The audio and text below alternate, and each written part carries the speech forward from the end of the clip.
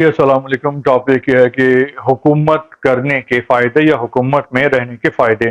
پاکستان میں تو انمول اور بے شمار فائدے ہیں جس کی بھی حکومت ہوتی ہے، کیونکہ یہ لوگ لوٹ مار بچاتے ہیں، اپنی تجوریاں بھرتے ہیں، بینک بیلنس بڑھاتے ہیں، اور جو مڈل کلاس غریب عوام ہیں ان کو ٹھنگا بھی نہیں ملتا۔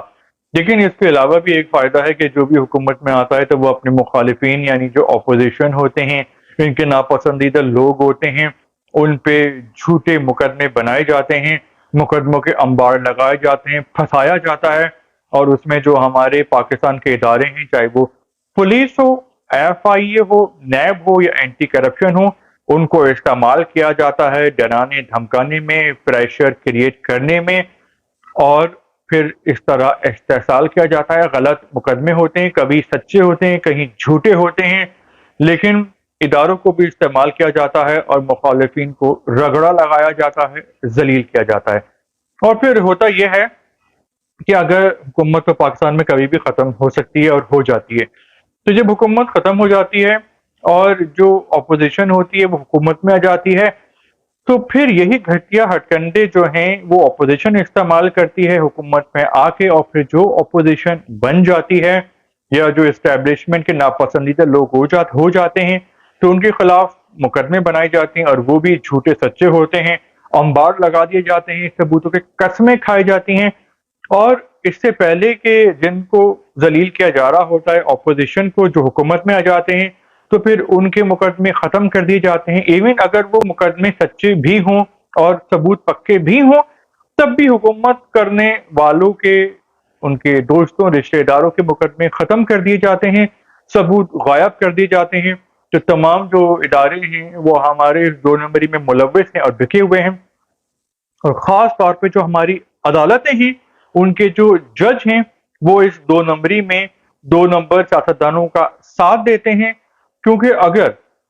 ریاستی اداروں کو استعمال کیا جا رہا ہے، پولیس کو، نیب کو، اینٹی کرپشن کو، ایف آئی اے کو، لیکن اگر وہ معاملہ عدالت میں جائے اور عدالت فیصلہ دے دے کہ یہ آپ نے غلط مقدمہ قائم کیا تھا جھوٹے ثبوتوں کے ساتھ، اور ایسے پولیس یا نیب اہلکاروں کو نوکری سے فارغ کر دے اور جیل میں ڈلوا دے،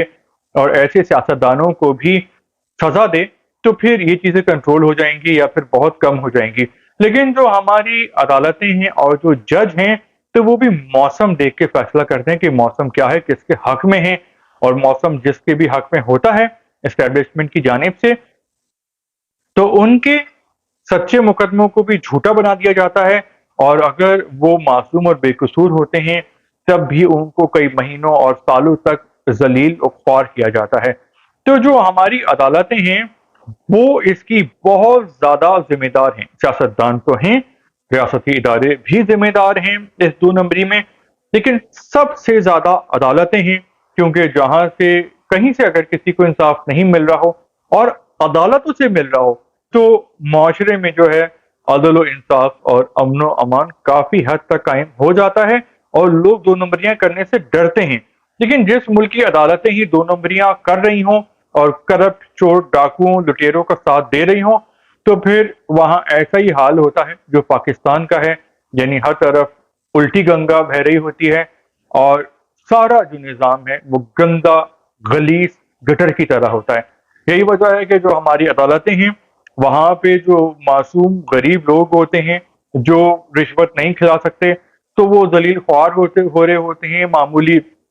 مقدمات میں 20-20 سال لگ جاتے ہیں، نسلیں تباہ ہو جاتی ہیں، لوگوں کا پیسہ، ٹائم، انرجی، جوانی ضائع ہو جاتی ہے، اور جو اس طرح سے جان پہچان پہ اور طاقت کے بلبوتے پہ جو معاملات ہوتے ہیں